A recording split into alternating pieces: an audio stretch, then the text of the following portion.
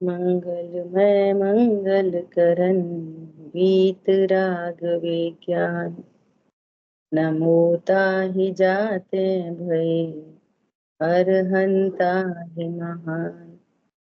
करि मंगल करियो महान, ग्रंथ करन को काज।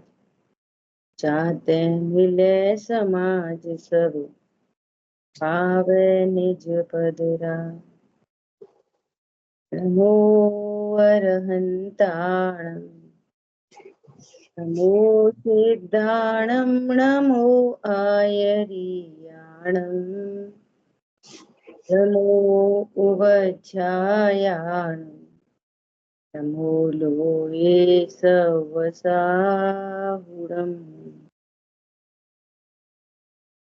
सो निज भाव सदा सुखद, अपनो करो प्रकाश। तो बहुविधि भव दुख निके, करी है सत्यानाश। मोक्ष मार्ग प्रकाशक जी ग्रंथ अधिकार तीसरा। और अब अपना विषय आगे बढ़ते हुए चर्चा चल रही है मोहिनी कर्म के उदय से होने वाला दुख और उससे निवृत्ति। कल उदाहरण आया जैसे पागल को किसी ने वस्त्र पहना दिया और वो वस्त्र तो जिसने पहनाया है उसके अधीन है, परंतु ये उस वस्त्र को अपना अंग मानता है।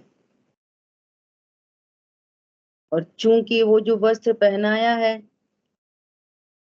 वो तो पहनाने वाले के अधीन है, तो उसकी अनेकों पराधीन क्रिया देखते हुए महाखेद खिन्न होता है। महादेव शब्द क्या बोल रहे, महाखेद खिन्न होता है ना। ऐसे यहाँ पर कह रहे हैं उसी प्रकार इस जीव को कर्मोदय ने शरीर संबंध कराया है, कर्म के उदय ने शरीर संबंध कराया है ना। और वो शरीर उस कर्मोदय के अधीन है, शरीर उस कर्म के उदय के अधीन है। तो कभी रोग शोक होते, कभी मोटा पतला होता, नाम कर्म का उदय आए तो कभी सुंदर और कभी असुंदर, है ना। तो ये क्या मानता है, मैं सुंदर हो गया, मैं मोटा हो गया, मैं पतला हो गया, है ना। और वो कार्यक्रम किसका है, कर्मोदय का। और समझ क्या रहा है, अपना, है ना। और अपने रखे रहता नहीं है। अपन ऐसा चाहें कि स्थूल ना हो, कृष्ण ना हो, तो अपने रखे रहता नहीं है ना। तो वह शरीर कर्म के अधीन कभी कृश, कभी स्थूल, कभी नष्ट होता है, कभी नवीन उत्पन्न भी होता है, इत्यादि चरित्र होते हैं। यह जीव उसे अपने अधीन मानता है, उसकी पराधीन क्रिया होती है, उससे महाखेद खिन्न होता है। ठीक है, एक उदाहरण तो ये दे दिया जिसको अपन ने कल देखा था, है ना।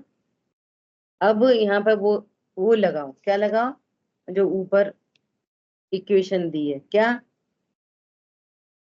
जैसा पदार्थ है वैसा मानता नहीं, और जैसा मानता है वैसा पदार्थ है नहीं।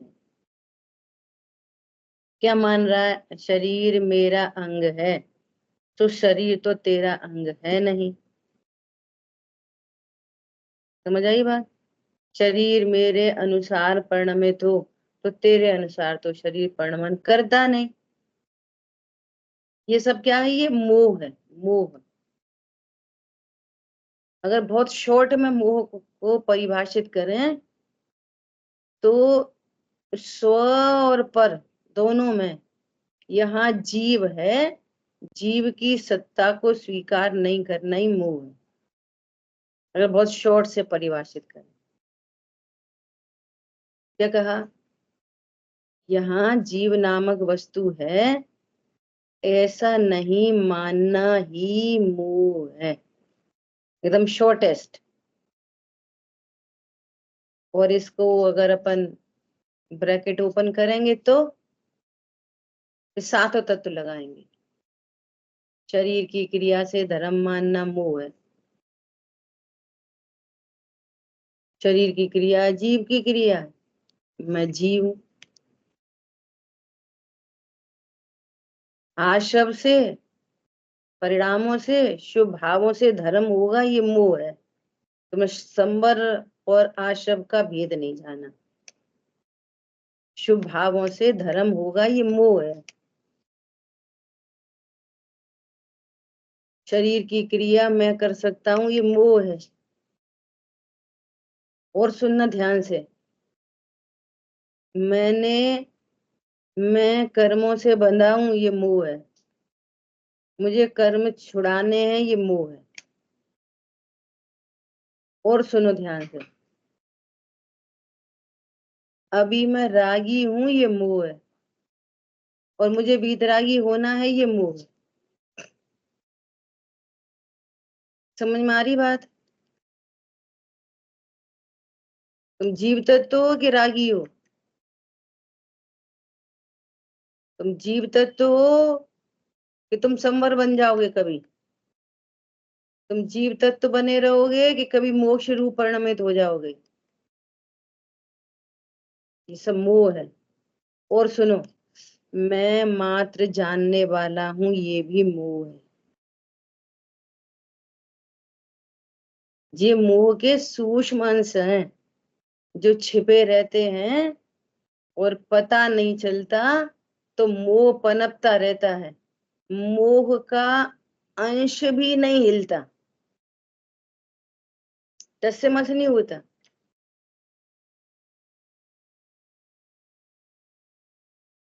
आई बात ख्याल में? ऐसा पंडित साहब ने लिखा है, मोह नशे जब जाने जाननहार है। मोह का नाश तब होता है जब मैं जाननहार हूं, ऐसा जानता है। मैं जानने वाला हूं, ये भी मोह है। मुझे राग का त्याग करना है और बीतरागी होना है, ये भी मोह है। क्यों? राग आश्रव है और बीतरागता संवर है। जीव न आश्रव करता और न बीतरागी होता।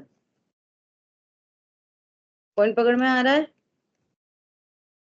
बोलो, मैं कर्मों से बंधा हूं और मुझे कर्म छोड़ने हैं, ये मोह है।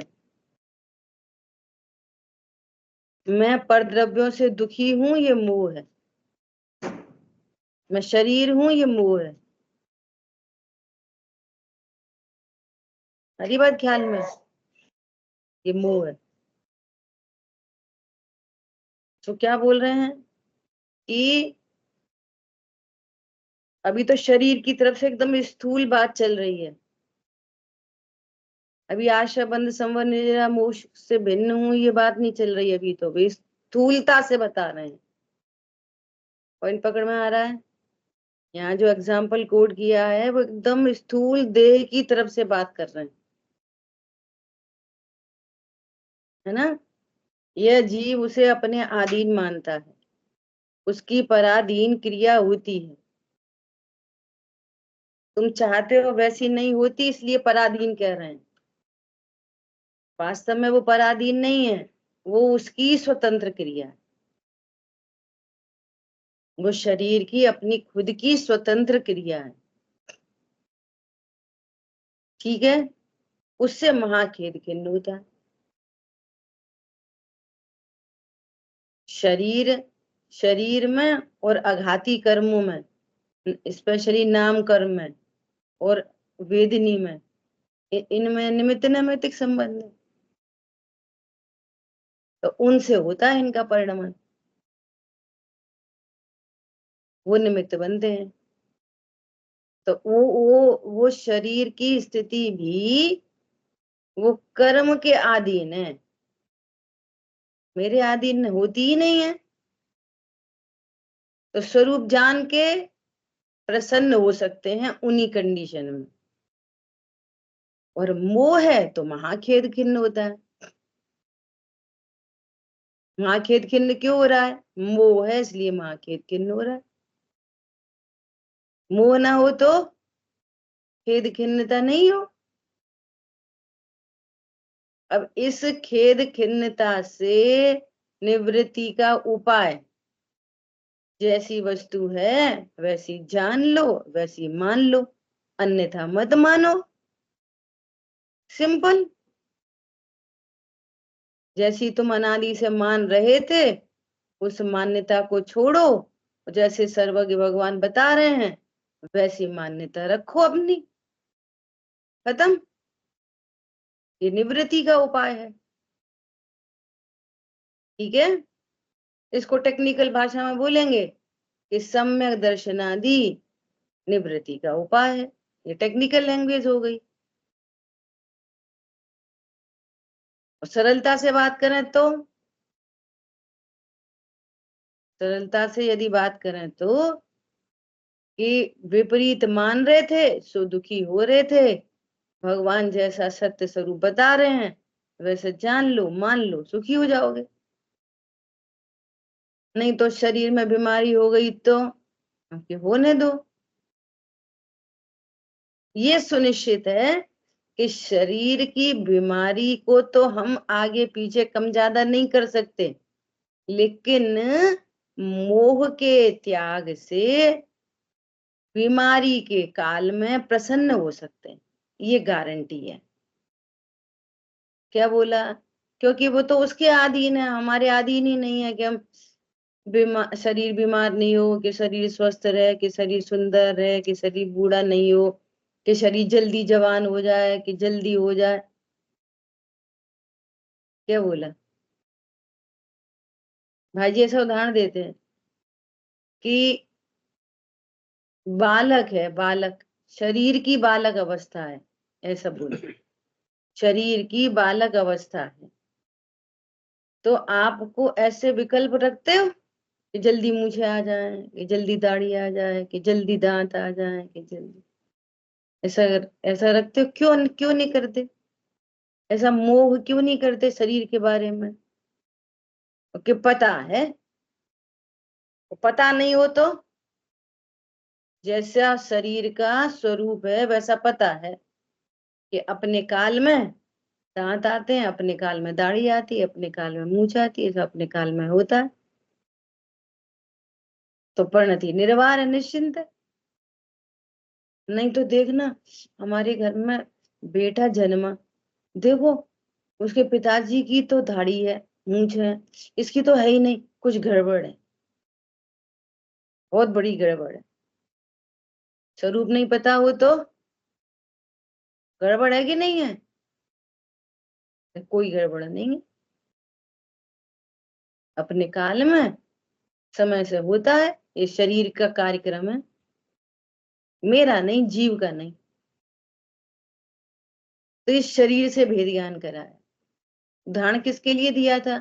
कि स्वरूप समझने पर दुख नहीं होता, खेद खिन्नता नहीं होती। जैसी वस्तु है वैसी जानी जाए, वैसी मानी जाए तो दुख नहीं होता, बस सिंपल। तो ये नक्की करो। क्या नक्की करो? ये जो शरीर है वो मेरा अंग नहीं है, नंबर एक। नंबर दो, ये शरीर कर्म कृत है। नंबर तीन, कर्म का उलटना पलटना बना रहता है। कर्म का भी तो उलटना पलटना बना रहता है, दूसरे अधिकार में बात हो गई। इसलिए शरीर की अवस्था भी अलटती पलटती रहती है। क्या बोला? कभी साता का उदय, कभी असाता का उदय, कभी स्थिर न प्रकृति, कभी अस्थिर न प्रकृति, वगैरह वगैरह। ठीक है। तो कर्म की स्थिति बदलती रहती है, तो शरीर की स्थिति बदलती रहती है। ठीक है। अब मैंने जाना है कि ये तो शरीर का चरित्र है, मेरा नहीं, जो कि कर्म के अधीन है। बस। मेरे में क्या हो रहा है? मेरे में, कि मेरे में भेद से कहो तो जानना हो रहा है बस शरीर की स्थिति का। और ऐसा ज्ञान होने पर भी मैं तो जाननहार हूं, अनटच इफेक्टलेस फुल्ली से। तो बोलो, अपने सुरक्षित पने का, अपनी सुरक्षित पने का जब बोध होता है, तब क्या होता है? अपने आप निश्चिंता आती है, अपने आप शांति मिलती है। क्या बोला? समझ आ गई बात? जैसे खबर मिले आपके कोई रिलेटिव रहते हैं यूएस में, और यूएस में वो आ गया, भूकंप आ गया, है ना? तो क्या उत्पन्न होगी? टेंशन। अभी दृष्टांत है ये, है ना? और जैसे ही फोन से बात हुई कि नहीं हमारा एरिया एकदम सुरक्षित है, हम सुरक्षित हैं, वे इधर आए नहीं, अपन उधर गए नहीं, हुआ गया कुछ नहीं, अकेला पर लक्ष्य हुआ, और उसमें भी खबर मिली कि सब सुरक्षित है। सब क्या है? सब सुरक्षित है। तो सुरक्षित बनने से क्या होता है? आनंद। समझ आ गई बात? ऐसे ही अपने बारे में जाना गया, इस शरीर में तो आया भूकंप, लेकिन भगवान कह रहे हैं सब सुरक्षित है।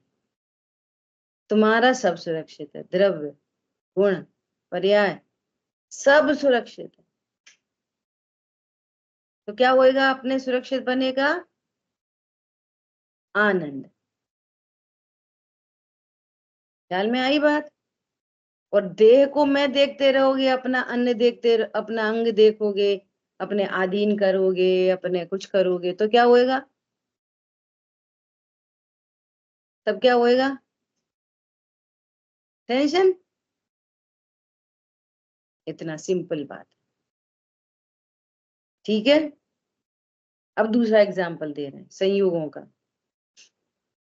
तथा जैसे यहाँ जहां वह पागल ठहरा था, वहां मनुष्य, घोड़ा, धनादिक कहीं से आकर उतरे।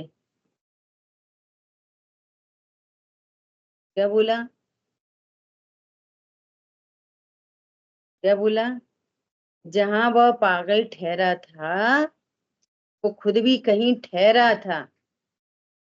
कौन? पागल। ऐसे ही प्रत्येक जीव संसार में कहीं ना कहीं ठहरा है। वो स्थान भी उसका नहीं है, वो भी कहीं ठहरा है। क्या बोला? संसार में जितनी भी जीव राशि है, वे भी कहीं ना कहीं ठहरे हैं। वो उसका नहीं है, ठहरा है ना? वहां मनुष्य, घोड़ा, धनादि कहीं से आकर उतरे। देखो धनादि, मैं पहले ऐसा बोल रही थी ना कई दिनों से, कि जैसे बादल होते ना, बादल इधर से आए, उधर से आए, इधर से आए, यहाँ बरस गए, वहां बरस। ऐसे ही ये जितना भी पुद्गल का परिणमन है, वो यहाँ से वहां से, वहां से यहाँ से फिरता रहता है। वो बात आई थी ना एक दिन, तो वो हमारे घर में आ गया, तो हम कह रहे हैं कि हमारा हमारा सोफा, हमारा बेड, हमारी गाड़ी, हमारे ये, पॉइंट पकड़ में आया? देखो क्या कह रहे हैं, कहीं से आकर उतरे। कौन? धनादिक भी कहीं से आकर उतरे, और 35,000 चाहिए। घोड़ा भी कहीं से आकर उतरा, मनुष्य भी कहीं से आकर उतरे। अभी सारे चेतन अचेतन सब पदार्थ समझ लो, कहीं से आकर, इनका एग्जिस्टेंस पहले कहीं और था, वहां से यहाँ आ गए, जिनको लोक में पत्नी बच्चे दुकान मकान बोला जाता है। जो गाड़ी आपके घर में आई है, तो लोग व्यवहार में ऐसे बोला जाएगा ना आपके घर में, वैसे आप भी वहीं आके ठहरे हो, ठीक है? प्रत्येक जीव वहां आके ठहरा, और वहीं पर कहीं से गाड़ी आई, कहीं से। तो अगर नहीं नहीं कहीं से नहीं आई, हम तो है ना बिल्कुल ब्रांड न्यू लेके आए हैं वो वहां से, शोरूम से। सुनो, ब्रांड न्यू उन पुद्गल परमाणुओं का कंपाउंड है वो। उन पुद्गल परमाणु ब्रांड न्यू, तो उनकी असेंबलिंग हुई है। परमाणु तो पुराने कहीं और से ही आए हैं, चलते आ रहे हैं यहाँ से वहां से वहां से। फैक्ट्री में गाड़ी आकार नया है, पुद्गल परमाणु नए नहीं है, कहीं से आए हैं। क्या बोला? धनादिक भी कहीं से आए हैं, और पत्नी बच्चे माता पिता भाई बहन भी कहीं से आए हैं, और इन सब को कहीं जाना है, और तुम्हें भी जाना है। क्या कहा? तुम्हें भी कहीं जाना है, और इन सब चीजों को भी कहीं कहीं कहीं से आए कहीं से चले जाएंगे। न पहले उनकी पर्याय में परमानेंसी थी, न अभी है। क्या बोला? भय होता है ना, भय, माँ बाप को भय होता है ना, वो इसी बात का भय होता है, हमसे पहले हमारे बच्चे नहीं चले जाएं। मतलब हम भी जाते हैं, अब बच्चे भी जाते हैं, ये तो तुम खुद ही बोल रहे हो ना। नहीं भैया, हमारी आंखों के सामने पहले हम ही चले जाएं, हमारी आंखों के सामने हमारे बच्चे नहीं जाए। हमारी आंखों की पत्नी कहती है हमारे, तुमसे पहले हम चले जाएं, पति कहता है तुमसे पहले हम चले जाएं। तो नक्की करो कि हम तुम कोई साथी नहीं है, ये नक्की नहीं करेंगे, और बोलेंगे तो यही तो भय रहता है ना, भय। इष्ट वियोगज आर्त ध्यान चलता है। नक्की करो ना, तुम पहले कहीं और थे, हम पहले कहीं और थे, हम भी आके यहाँ ठहरे, तुम भी आके ठहरे, तुम भी कहीं और चले जाओगे, हम भी कहीं और चले जाएंगे, तो फिर कौन किसका हुआ? मक्खी मक्खी एक ही स्थान पर समूर्छन है, इनके तो माँ बाप नहीं होते। एक ही स्थान पे मक्खी मक्खी 10-20 इकट्ठी पैदा हो गई, तो वे कितने भाई बहन है आपस में? बोलो, वे कितने पति पत्नी हैं आपस में? तो तुम कौन हो आपस में? कहीं से आके हम ठहरे, कहीं से आके भी ठहरे। इन सब बातों का बहुत गंभीरता से कहना सुनना नहीं है, सुखी होना है तो निर्णय करो। क्या बोला? सुखी होना है तो इन बातों का निर्णय करो। कल शाम की क्लास में मैंने ऐसा बोला था कि इतना निर्णय करो कि सामने ही सामने पुत्र हो, माता पिता हो, एनीबडी, है ना, और वो बहुत दुखी दिखाई दे रहा है। और समझ में आया? तो यहाँ से एकदम नक्की क्या, जो कुछ है वो इसके ही कर्माधीन है। और मेरा परिणाम ऐसा इसमें लगता है कि मेरा पुत्र तो तुमको अनंत बंद है, और मैं इसको सुखी कर दूं, ऐसा राग तुमको बंद कराएगा, भव भव में भटकाएगा। नक्की करो, ये मैं कहीं से आके ठहरा, ये भी कहीं से आके ठहरा, और सबको अलग अलग दिशाओं में जाना है। तो एक बहन ने बोला, तो फिर स्वार्थी नहीं हो जाएंगे? अगर हम ऐसा सोचेंगे और उसकी केयर नहीं करेंगे, उसके दुख में उसके सहाय नहीं होंगे, तो स्वार्थी नहीं हो जाएंगे? तो सुनो, केयरिंग क्या है? केयरिंग ये है कि उसको भी सात तत्व का निर्णय कराना ही बच्चे की केयर है।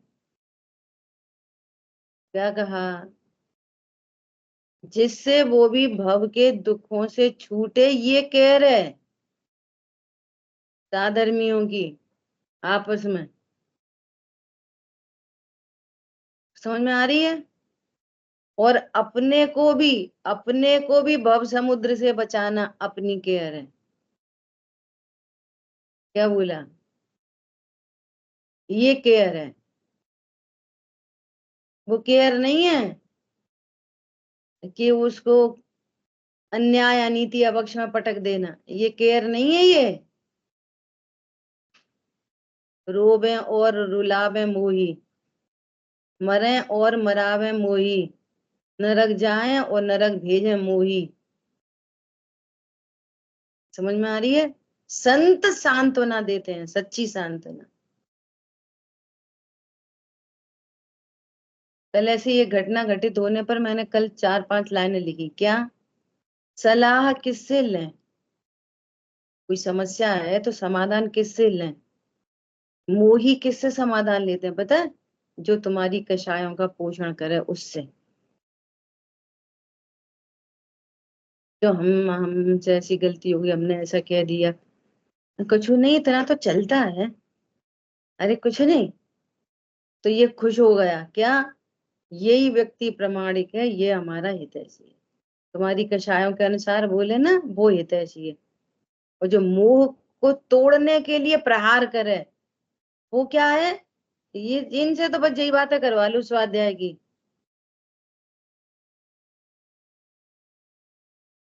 समझ में आई बात? सलाह किससे लेना? कि बच्चे सलाह लेते हैं ना, मम्मी ऐसा कर रहे हैं हमारे यहाँ तो, अच्छा, तू भी बोल देना, तू मत करना उनका काम, तो तुम भी जाना बेटा और इसको भी ले जाना। समझ में आ गई बात? पहले तो यदि समर्थ नहीं हो तो किसी को सलाह मत दो, और समर्थ हो तो आगम के परिपेक्ष में बोलो, जो कुछ भी बोलो, नहीं तो मौन रहो। चाहे कोई सा प्रश्न आए, विचार करो भगवान ने क्या कही है, भगवान की आज्ञा क्या है, भगवान की क्या आज्ञा है, बोलो। ऐसा। हाँ, ये नक्की कराओ कि तुम दुखी परद्रव्य से नहीं हो। वो 100 प्रकार के दुख सुना है, तो तुम दुखी परद्रव्य के कारण नहीं हो, अज्ञान मोह राग देश से दुखी हो। ये नक्की कराओ, तो इसमें लगेगी ताकत बहुत। समझ आई बात? तो क्या बोल रहे हैं? जहां वह पागल ठहरा था, वहां मनुष्य, घोड़ा, धनादिक कहीं से आकर उतरे, कहीं से आके उतरे, है ना? वे तो नहीं, वह पागल उन्हें अपना जानता है। वे कहीं से आके उतरे और वह पागल उन्हें अपना जानता है, इसीलिए पागल है।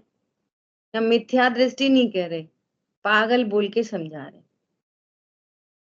मिथ्या दृष्टि से तो अच्छा, मिथ्या दृष्टि मतलब कुछ हमको उपाधि दे दी अच्छी वाली। पागल बोलो तो बुरा लगेगा, पागल। सुनो, मिथ्या दृष्टि, हम भी मिथ्या दृष्टि, तुम भी मिथ्या दृष्टि, क्या फर्क पड़ रहा है?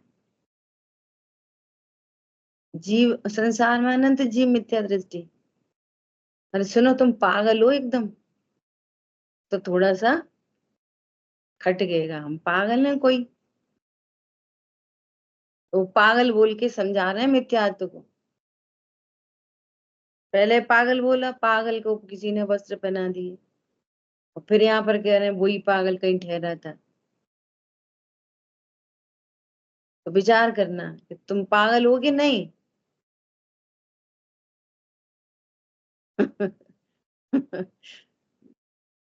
तभी क्या कह रहे हैं, वे तो उन्हीं के अधीन आते हैं और कोई जाते। गाड़ी आई, गाड़ी, तो वो गाड़ी अपने ही अधीन आई है और अपने ही अधीन गई है।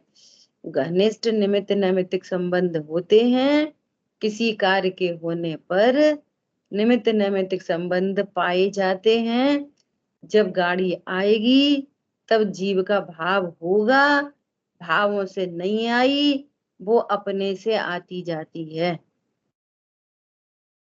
और जब वो जाएगी तो उसमें भी कोई भाव निमित्त होगा कि अरे अब तो बेच दें, दूसरी खरीदें। ये निमित्त है, न तुम ला रहे और ना बेच रहे। क्या बोला? और सुनो, इस परिणाम का कि मैं गाड़ी खरीदूं और मैं गाड़ी बेचूं, इस परिणाम का बंध है 1 ग्राम, और गाड़ी मेरी है, मुझे इससे सुख होता है, मैं ला सकता हूँ, खरीद सकता हूँ, मैं बेच सकता हूँ। इसका बंध 10 किलो है। कल बात करी थी ना किलो में, दादा, छोटे दादा बोल रहे थे गाड़ी मेरी है तो तू पागल है, कहीं से आई है और अपनी जान रहा है, कहीं चली जाएगी तो नियम से खेद खिन्न होएगा। एक्सीडेंट हो गया, एक्सीडेंट हुआ है ना, गाड़ी का एक्सीडेंट हुआ, तो उसमें क्या निमित्त बनेगा? क्या निमित्त बनेगा बोलो? कुछ ना कुछ लापरवाही, नियम से निमित्त तो होगा ही होगा। इसकी नहीं होगी तो सामने वाले की होगी, टक्कर होगी जब।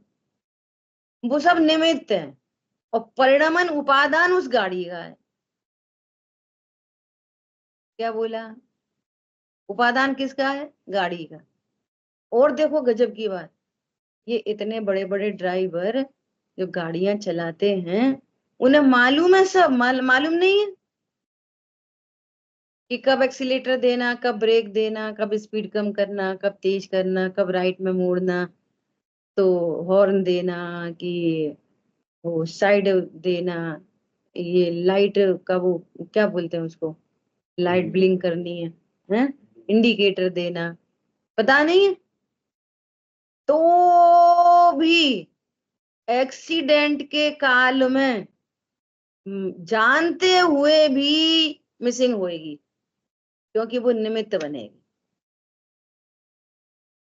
क्या बोला? जानते नहीं है ये सारी बातें ड्राइवर, सब जानते हैं, फिर भी वो अपने से आनी है और अपने से जानी है, तो निमित्त पड़ते हैं, आधीन नहीं हो, आपके अधीन नहीं है परद्रव्य। समझ में आ गई बात? ऐसा, वे तो उन्हीं के अधीन आते हैं, कोई जाते हैं, कोई अनेक अवस्था रूप परिणमन करते।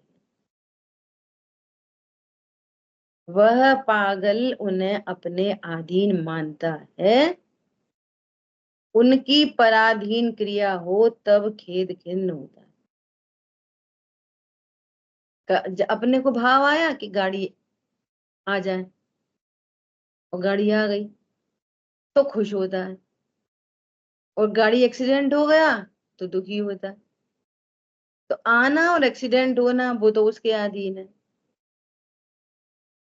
आ रही बात ख्याल में? ऐसे ही इनमें लगाओ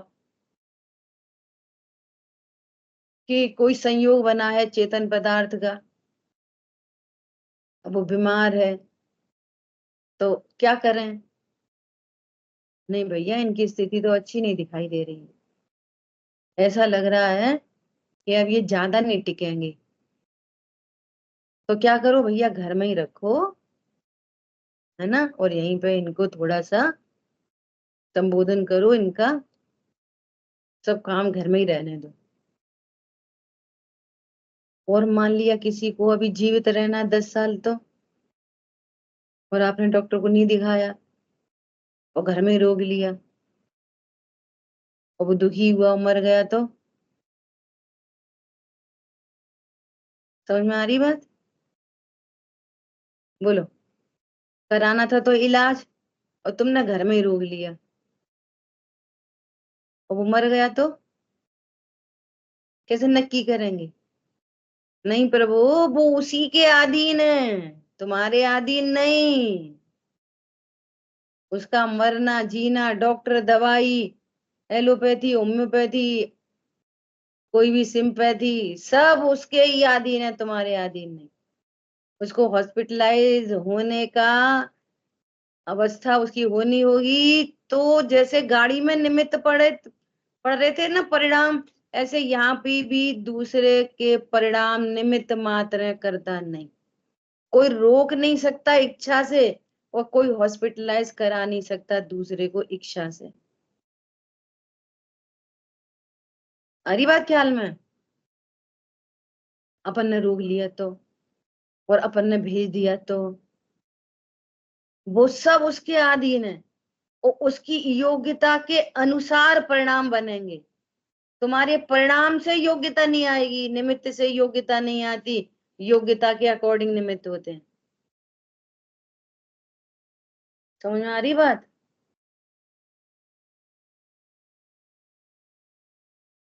ऐसा मुझे बहुत दिनों तक ऐसा एक विकल्प था। हमारे बहुत क्लोज के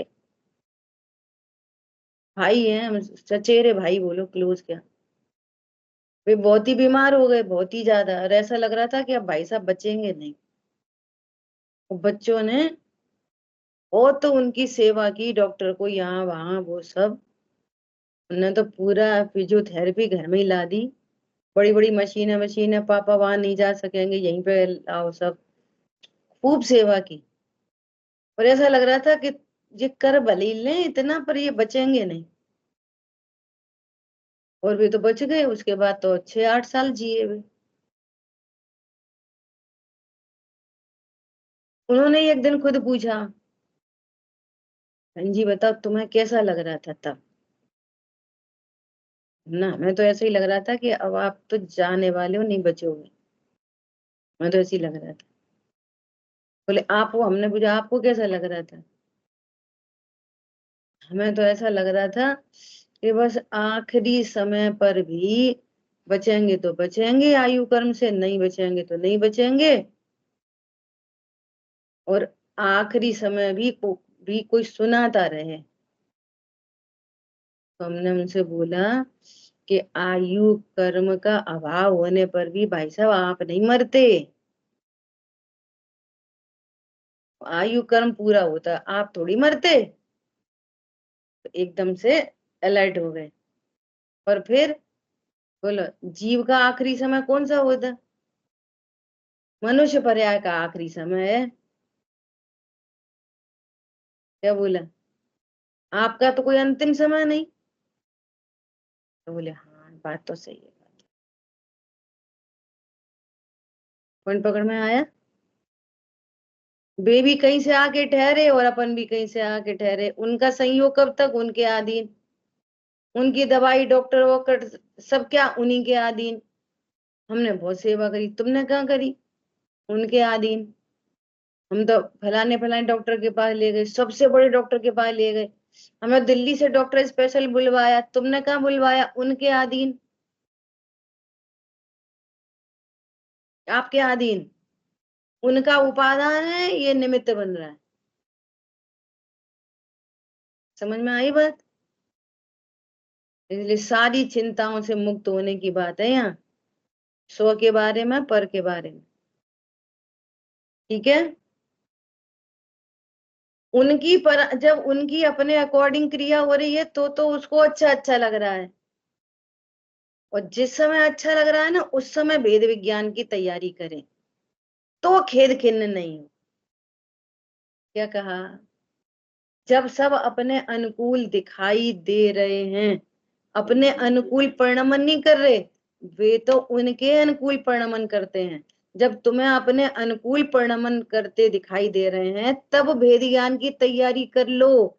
क्यों? जब प्रतिकूल परिणमन होगा तो हमारी तैयारी पहले से है, तो हम खेद खिन्न नहीं होंगे। हमें पहले ही पता था कि ये हमारे अधीन नहीं। समझ में आ रही बात? हमको तो पहले ही पता था। क्या? शांति के काल में हथियार चलाना सीखा जाता है, युद्ध के मैदान में नहीं। युद्ध के मैदान में हथियार चलाना सीखोगे तो 2 मिनट में वही मारे जाओगे। इसलिए शांति के काल में ये वेद विज्ञान सीखो। उसी प्रकार यह जीव यहाँ पर्याय धारण करता है। ये जीव स्वयं कहीं से आकर यहाँ मनुष्य पर्याय, या जो जो जिस पर्याय में गया हो, देवनार की तरह, है ना, पर्याय धारण करता है। वहां स्वयमेव स्वयमेव पुत्र घोड़ा धनादि कहीं से आकर प्राप्त हुए हैं। स्वयमेव, तुम्हारी इंटेलिजेंसी से पैसा नहीं आया। आपकी इंटेलिजेंसी से पैसा नहीं आया। पहली बात तो तुम जीव हो, फिर भी तुम्हें मिथ्या दृष्टि हो, तो कहते हो कि मैं पति हूँ, और उसके ऊपर भी कहते हो कि मैं करोड़पति हूँ। तो तुम पागल के भी सरदार हो। क्या हो? और पति तक भी ठीक थी, हम तो करोड़पति हैं। धनादिक भी कहीं से आके, वे भी कहीं से आके ठहरे हैं थोड़ी देर के लिए, और स्त्री पुत्रादिक भी कहीं से आए हैं। और सुनना, तुम्हारी चतुराई से तो आए नहीं, पर तुम्हारी ऑन डिमांड आए हैं। डिमांड आपकी है। क्या बोला? पर चतुराई से नहीं आए, चतुराई से नहीं आए। ठीक है। मैंने बहुत इंटेलिजेंसी से पैसा कमाया, नहीं। मैंने तो सोचा था मुझे बेटा ही हो, सो मुझे बेटा हो गया, नहीं। हमें सोची थी मैं ऐसी बहू आए, नहीं। किससे आए हैं? कर्मोदय से आए हैं वे सब, और वे उनके अधीन है स्टिल। ऑन डिमांड आने पर भी वे उन्हीं के अधीन है, तुम्हारे अधीन नहीं है। ठीक है। वे उन्हीं के अधीन, कोई आते हैं, कोई जाते हैं, कोई अनेक अवस्था रूप परिणमन करते हैं, जिसको हम माता पिता स्त्री पुत्र आदि कहते हैं ना। वे उनकी अनेक अवस्थाएं होती हैं। तो कौन सी अवस्थाएं होती हैं? एक असमान जाति द्रव्य पर्याय देखो, और एक अर्थ पर्यायों को देखो। वे भी कभी बीमार होते हैं, कभी रोग शोक होता है ना, कभी उनका उनका ही पुण्य का उदय आता है, कभी उन्हीं का पाप का उदय आता है। ये तो बाहर से देखो, अघाती से देखो। अब घाती से देखो, कभी बेई चिल्लाते हैं, कभी क्रोध करते हैं, कभी मान करते हैं, कभी माया करते हैं, कभी लोभ करते हैं, कोई पूजा करते हैं, कोई पाठ करते हैं। ये भावों से देखो, उनके सारे भाव उनके अधीन, और उनके सारा शरीर संयोगों का परिणमन उनके अधीन। क्या? हम तो कह रहे हैं कि हम इतना तुम्हें अच्छा खिला रहे पिला रहे, तुम शांति से रहो। तो तुम्हारे अकॉर्डिंग उनकी शांति नहीं है। क्या बोला? सारी सुख सुविधाएं दे रखी, हमारा घर तो स्वर्ग है, तो भी गुस्सा होती रहती है। भैया उसकी कशा, उसके वो कहीं से आई है, उसको कहीं जाना है। और तुम भी कहीं से आए हो, तुम्हें भी कहीं जाना है। और तुम मिथ्या दृष्टि बने रहोगे पर लक्ष्य करके करके, तो तुम्हें भी नरक निगोच जाना है। क्या बोला? और जो भेद ज्ञान कर ले, उसकी उसकी त्रियंच और नरक गति मिट जाएगी उन्हीं कंडीशन में।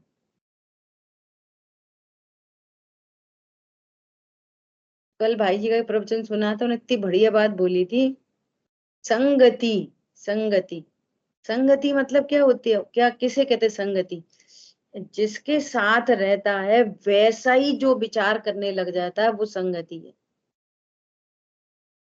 जैसे शराब पीने वाला, शराब शराब पीने जैसे उसके भाव, उसके संग रहते रहते उसके भी वैसे ही भाव, तो इसको कहते हैं संगति।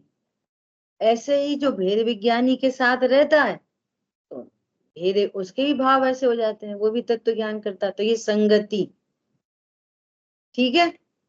अब सुनो, संयोग और संगति में कितना अंतर है, कि तुम विपरीत संयोगों में रहकर भी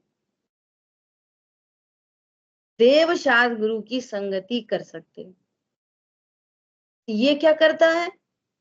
संगति तो उसी की रखता है और संयोग बदल देता है, और संगति उसी की। संयोग से हटाओ और संगति उसी की। क्यों? जैसा वो विचार करता है वैसे ही तुम्हारा विचार है, फिर तुम भले हो वो बुरा कैसे हो सकता है? तुमने तो संगति करके रखी है उसकी। पॉइंट पकड़ में आ रहा है? संयोग हटाने की मिटाने की बात नहीं है। संयोग होते हुए भी हम उसकी संगति नहीं करें, ये काम हो सकता है। संयोग में है कोई, कोई संयोग में कोई दूसरा जीव है, बहुत क्रोधी है, मानी है, मिथ्या दृष्टि है, वगैरह वगैरह, है ना? तो हम उसकी संगति नहीं कर रहे, सिंपल। हम किसकी संगति कर रहे? ये देवशाह गुरु की। रह कहाँ रहे? संयोग में, संगति में नहीं। और दूसरा समझ रहे, दूसरी तरफ वो भी तो हमारे संयोग में रह रहा है, वो हमारी संगति कहाँ कर रहा है? जब वो अच्छों की संगति नहीं कर सकता, तो हम बुरों की संगति क्यों कर रहे हैं? वो भी तो संयोग में ही रह रहा है, संगति क्या कर रहा है? नहीं आई समझ में? उसने भी तो हमको संयोग ही बना के रखा है। अब बच्चों से कह रहे बेटा स्वाध्याय करो, बेटा स्वाध्याय करो, बेटा ये नहीं खाओ। देखो अपन जैन फूड खाते ना, दूसरा नहीं खाते, उसने स्वीकार कर लिया, वो उसने संगति कर ली। और दूसरा है उसी परिवार में दूसरा ही बच्चा है, उसी घर में, मेरे को नहीं है, तो आप ऐसे ही करते रहते हो, मेरे को तो आज यही खाना है, तो वो संगति नहीं कर रहा। तो एक संगति कर रहा और एक नहीं कर रहा, ये उन्हीं के अधीन है। सुनो, एक बच्चा अच्छा एक बुरा है ऐसा नहीं है। समझ में आ रही है बात?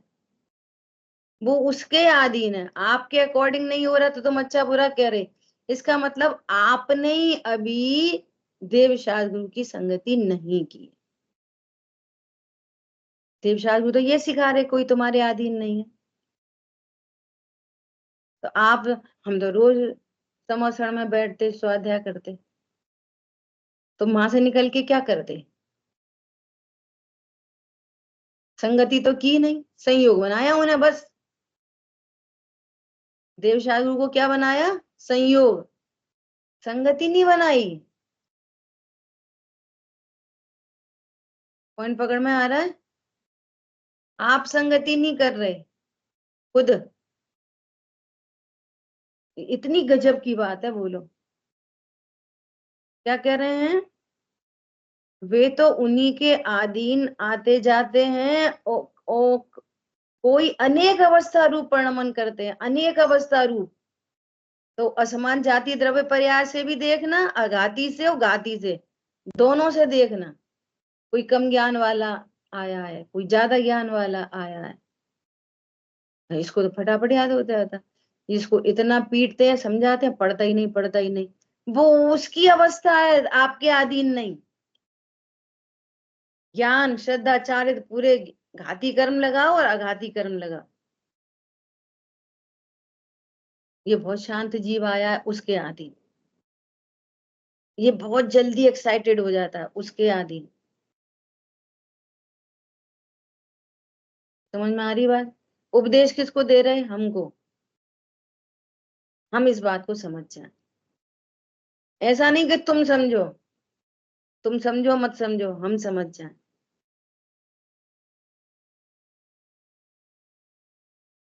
कैसी गजब गजब की बातें कही है ज्ञानी धर्मात्माओं ने, वो मैं भूल जाती हूँ उसे। आप न नाचत क्या माचत, लखन हार भोराए, बनारसी दास जी ने लिखा है। जैसे कोई बच्चा, वो है ना, कोई ऐसे गाने पे डांस करे, है ना, और ऐसी एक्टिंग करे कि उसे खुद नहीं पता कि हम क्या एक्टिंग कर रहे हैं और क्या गा रहे हैं। लखन हार कामासक्त हो जाए। ऐसे ही तुम जिसको संबोधन कर रहे हो, है ना, उसका तो काम हो जाए और तुम उपदेश ही देते रहो। उसको भावासन नहीं है ना कि हम बोल क्या रहे हैं। यदि किसी को उपदेश दे रहे हैं तो हम क्या बोल रहे हैं, उसका भावासन नहीं है ना, बस बोल रहे हैं खाली। तो उसका काम हो गया, और ये मर रहे हैं। दूसरे को नहीं समझाना है, पहले खुद संगति करो। दूसरे को उपदेश हो जाए, नहीं हो मत हो। और आजकल हो क्या रहा है, दुनिया भर को समझाएंगे और खुद को कुछ ठिकाना नहीं। ठीक है, क्या बोल रहे हैं, यह जीव उन्हें अपने अधीन मानता है और उनकी पराधीन क्रिया हो तब खेद खिन्न होता है। यहाँ पे फिर लगाना, उनकी पराधीन क्रिया नहीं है, तुम्हारे थॉट के अनुसार तुम्हें पराधीन लग रही है, आपके अकॉर्डिंग नहीं हो रहा, इसलिए वो पराधीन कह रहे हैं। वास्तव में तो वो एकदम स्वाधीन क्रिया है, हमारे लिए भी और जिसका परिणमन हो रहा है उसके लिए भी, जिसको देख के खेद खिन्न हो रहे हैं उसके लिए भी, दोनों के लिए। ठीक है, अब देखो क्या कह रहे हैं, समय तो हो गया। यहाँ कोई कहे कि किसी काल में शरीर की तथा पुत्रादि की इस जीव के अधीन भी तो होती दिखाई देती है ना, तब तो यह सुखी होता है ना, तब तो सुखी होता है ना। हमारी बात मानती है तो सुखी है, नहीं माने तो दुखी है। बोलिए।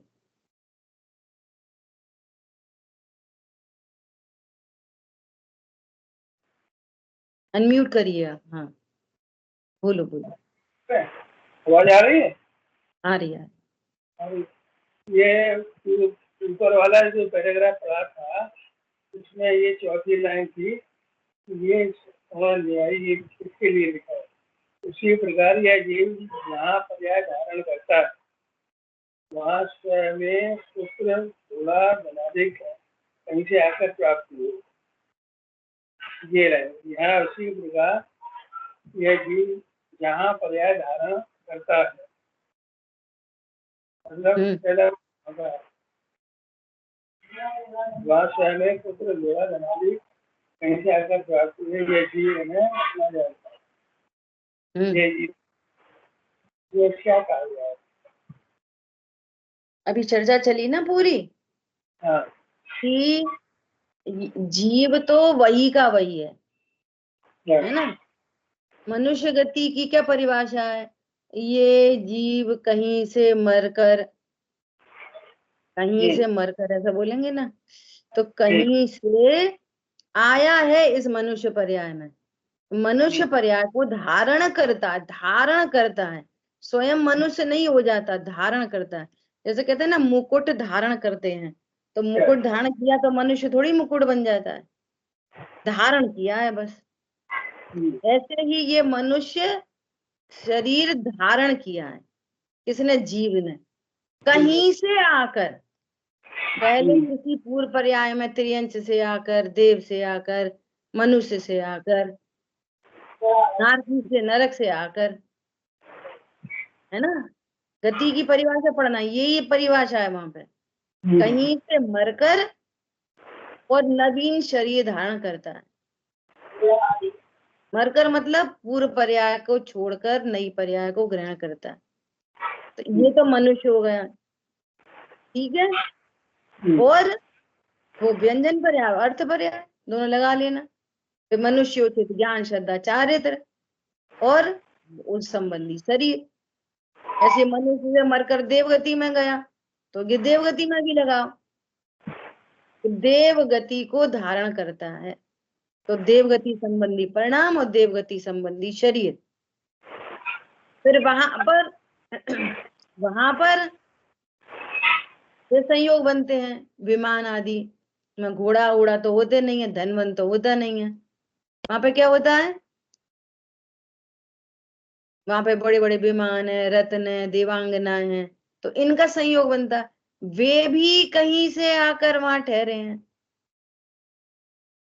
और वो देव जैसा जीव भी जब वहां से छूटता है, तो अपना इतना पूरा वैभव छूटते हुए देखकर वो भी महा खेद खिन्न होता है, मिथ्या दृष्टि।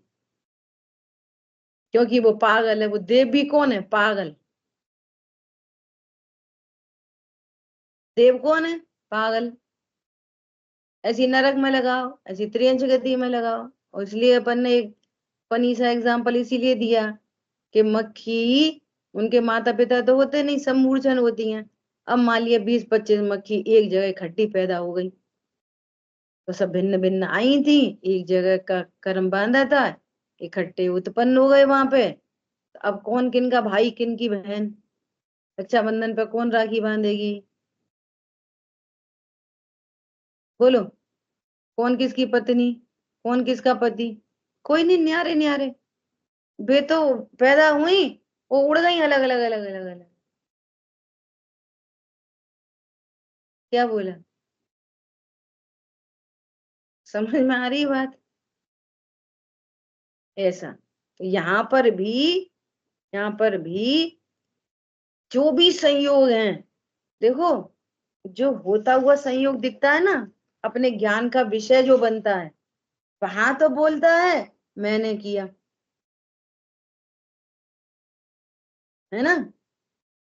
आपने खुद ने अपने माँ बाप सिलेक्ट किए थे कि हम इनके ही घर में जाएंगे? सिलेक्ट किए थे? अच्छा, जो बच्चा पैदा हुआ तुम्हारे घर में, वो सिलेक्ट करके लाए पूरे ब्रह्मांड में से? नहीं, पत्नी तो सेलेक्ट करके लाए। हमने कम से कम 10 लड़की देखी, तब एक सेलेक्ट करी है। तो जो तुमने सेलेक्ट की है ना, वो तुमने नहीं की।